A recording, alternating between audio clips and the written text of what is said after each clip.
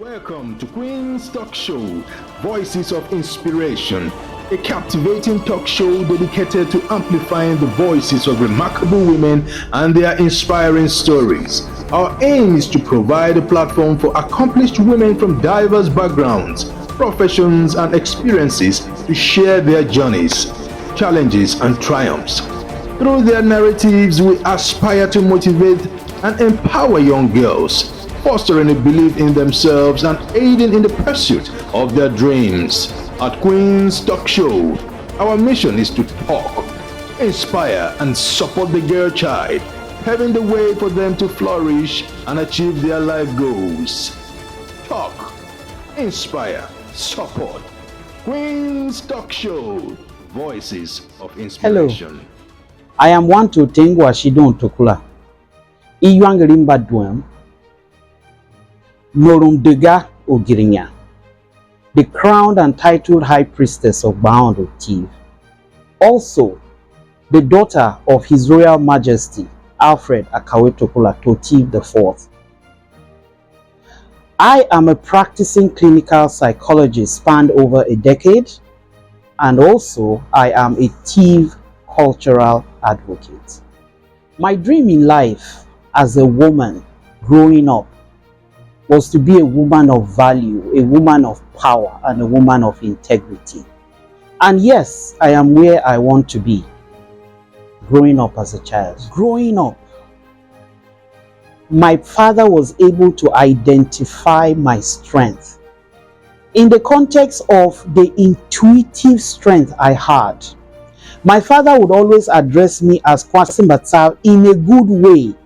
I could read minds, I could interpret behavior, I could interpret a possible outcome of something that would or ought to have happened.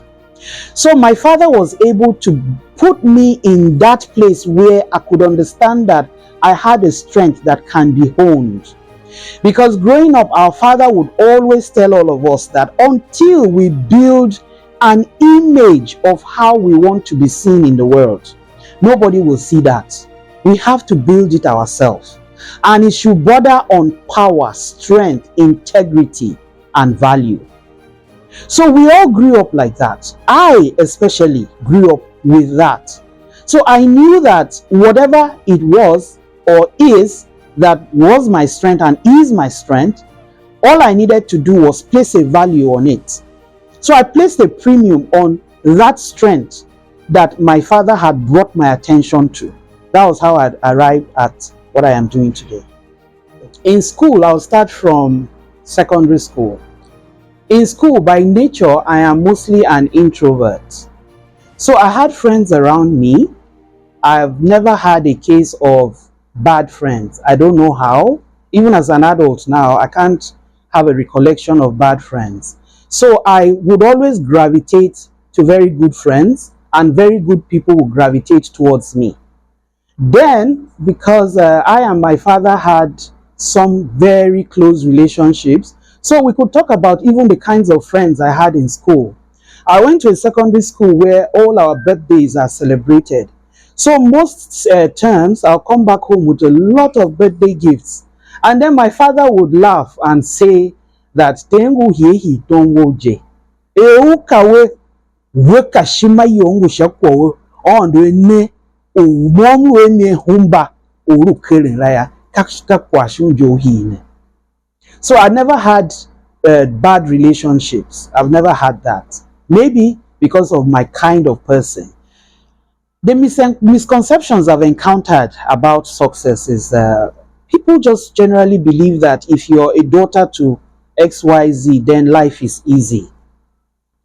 Okay, I would agree with that. But even if you are a daughter or you already have a privileged foundation, you are responsible for your value. If you do not have a value, you'd only carry the title of your privileged foundation, not your own title. I grew up understanding that my father has his own title and I also has to build my own title. His emphasis was Terngu kwa onde nola humba kwa mo teru mluwe mira. Balu ve shimagea So I knew from all of what he would say to me, I knew there was something bigger than him that I would see larger than life.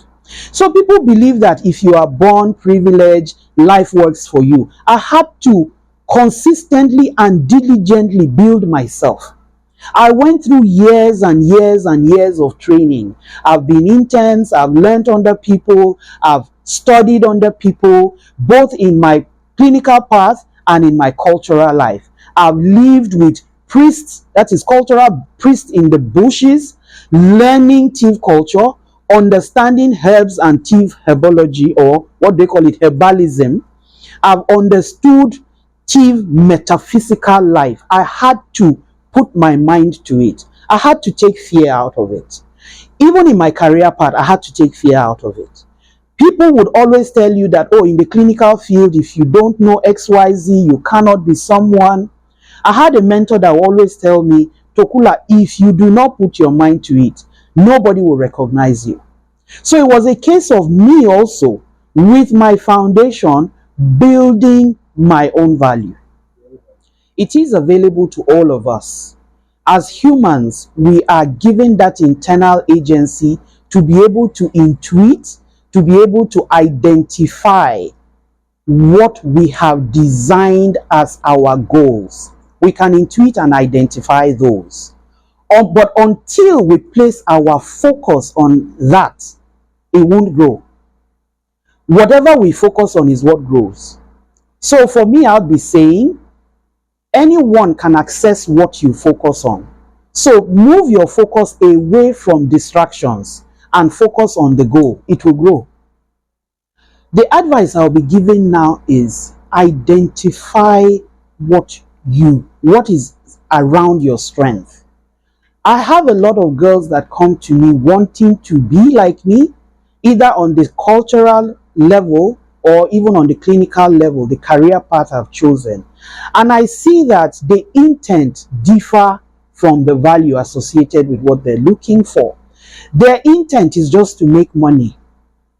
But if we put that intent, which I call a distraction, you may not arrive at your destination, because once we're looking to gain from our external environment, there's no value we're bringing. You cannot give what you don't have. And if I have to value what I am looking for, I have to work from within. So I'll be saying to girls now that identify that which you think is your strength, which you have seen come to practice, not the one you are thinking. Because someone else is XYZ, you think, okay, if that person can do that, I can also do that. But does that fall along your strength? Is it something within the lines of your strength? So I'll be advising young girls now, the first thing is identify your strength, no matter how small. It could be a strength of candle making. It could be a strength of interaction. It could be just a strength of negotiation. All of us must not be in a particular field. We must not be cultural advocates, neither must we all be clinical psychologists. There's something fundamental that is assigned to every individual here on earth. We live in a society that is organized by a lot of dysfunctional cultural beliefs or societal beliefs. A society that is volatile. A society that only takes, does not give. That's where we live. That's where we found ourselves. But the only thing we can do for ourselves is to identify what is our strength. Now, if you live in this kind of society, it's very easy for you to slide down the ladder. Like I said, they're very dysfunctional cultural beliefs. So we live where rape cases will happen, deprivation would happen, parental abandonment would happen, not because even these parents intend to do that. They also cannot meet up. So if you're caught up in this kind of structure, the first thing to do is stand up for yourself. No one is coming to save you. No one. You can have access to the best clinicians, you can have access to the best psychotherapists, you can have access to the best rehabilitation center, but the final say is yours. So if you're going through suicidal ideation now or suicidal attempt, the first thing to recognize and acknowledge is you. I am the one responsible to save myself.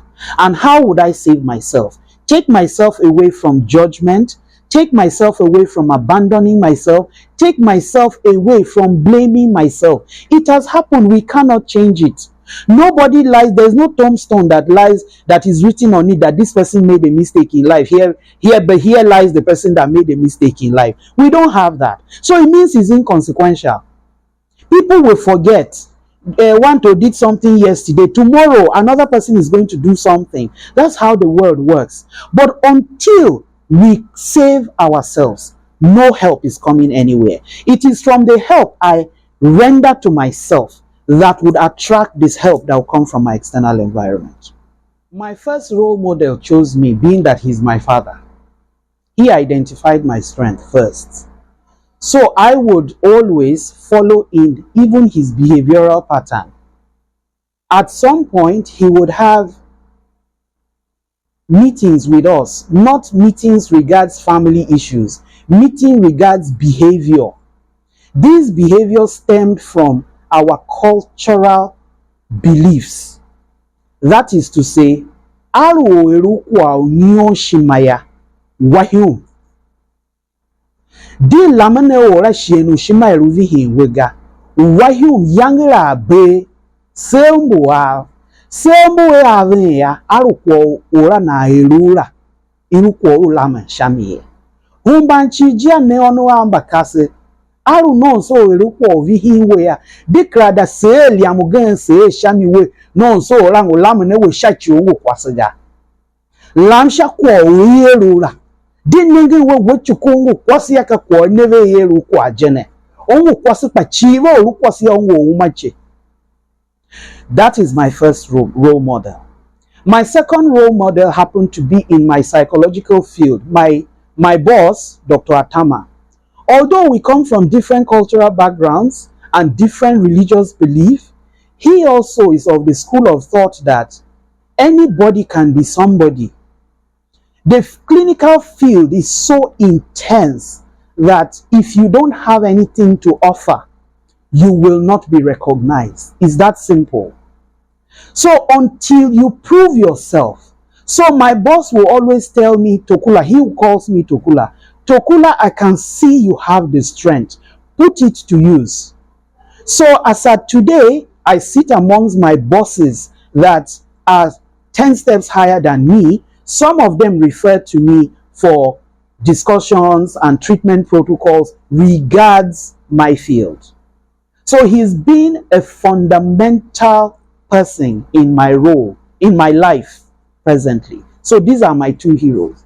I've had conversations with typical, when I say typical Nigerians, the everyday people, and at some point it will make me pull back not to engage myself in certain conversations, and I'll say why. I grew up very privileged. I have never had a reason to lack anything. So I'll be saying this with all humility. I don't understand what lack means. I don't know it. So I've never had setbacks. There's never been a setback.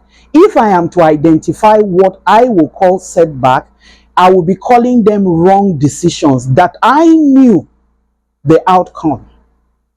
So I've never had any setback. If I call a setback of maybe an exam I failed, it means that I did not read, and I would always know why. But I'm such an ambitious person that when it comes to those kind of things, exams, I will not joke with it because I'm looking at the goal. So I will say this with all humility. I've never had a setback, and I do not mean to offend anyone. My career, my personal life, and my hobbies are all intertwined. My career, emphasis on my career is about reading the mind, understanding people's behavior. As a cultural advocate, it also means understanding societies and reading people's behavior. My first degree was sociology. So it's easy for me to navigate the terrain of livelihood. Also, I am married to someone that also has the belief of promoting a woman. The person I'm married to, we do not have conversations of you cannot or you cannot do. My partner will always ask me, what is your strength? Tell me where my support should come in. So at any given point in time, I am ahead of whatever is going on within my life. So it's easy for me to navigate and have a balance. Understanding that we live in very diverse cultures and different societal beliefs, and also the economy we live in is quite volatile. So I recognize challenges, I recognize situations that may show up like as though they are a hindrance to their goals. I'll still go back to what I said initially. If a young girl that wants to move through or navigate through these terrains I've mentioned, the first thing to do is set your path. Recognize your path. Whenever we recognize our path, it is very easy for us to attract the provision that has been made for that path. Is when we go outside what we have been given, what the supernatural has blessed us with. Once we are operating outside that, there is no provision outside of that. So the first advice would be identify. Don't compare yourself. Don't say because via ngwele na haya, via ngutenkwa ya muka mutekwa, via bu hotel ya muka mubu hotel. If you do that, you are already operating outside your circle of control, outside your cognitive triangle. But if you identify what that had been given to you by your supernatural, the supernatural that created all of us here on earth, it will be very easy. The challenges you face, you will face them, but provision has already been made. So the advice is identify what. In pidgin parlance, they say, what is your follow come? There are a lot of factors that influence arriving at either suicidal ideation or suicidal attempts. A lot of factors. We have environmental factors, biological factors, and all of that. However, these factors, we cannot take them away because some of them that are on that part of suicidal ideation have had cases of rape, sexual violations, or even parental abandonment, or not having a support system, a family support system. So they feel alone. And the world in which we're operating now, is designed as though it's a selfish world, where everyone just wants to take, no one wants to give. Someone going through this now, what we're saying is this: until you judge, blame, and abandon yourself, no one else can do that to you. So if you that is going through any of the ideation, suicidal ideation, depression, any of those now, what I'll be saying to you is you are the one that will prioritize your life. No one is coming to save you. You are the one that will tell yourself that, okay, I have done this is what I've done, and it is bad, but I am not going to judge, blame, and abandon myself. That thought alone can propel you at least 2 steps out of suicidal ideation. I'll be speaking with my thief sisters, I'll be speaking with mothers, I'll be speaking with female in general. Why would I be speaking with them? It is time we take ourselves away from this entitlement mentality. It is time we stop depending on the patriarchal system. I am not saying dependence on the patriarchal system to move girls away from marriage. No. Girls have been misinformed that their wealth, their success lies in the hand of the other gender. No. Your success lies in your hand. When you pick it up, then you can attract the value of the success you have from the other gender. So my words to my girls or girls around, or girls that intend to be something, place a value on yourself. Place a premium on yourself. No man is coming to save you. No husband that you marry that will make you be a better version of yourself.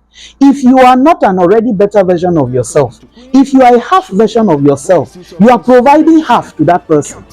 And that person will accord you the half you have provided. But if you are looking for a whole, be a whole. Then you can participate in another person's life. That is my advice. Backgrounds, professions, and experiences to share their journeys, challenges, and triumphs. Through their narratives, we aspire to motivate and empower young girls, fostering a belief in themselves and aiding in the pursuit of their dreams. At Queen's Talk Show, our mission is to talk, inspire, and support the girl child, paving the way for them to flourish and achieve their life goals. Talk, inspire, support. Queen's Talk Show, voices of inspiration.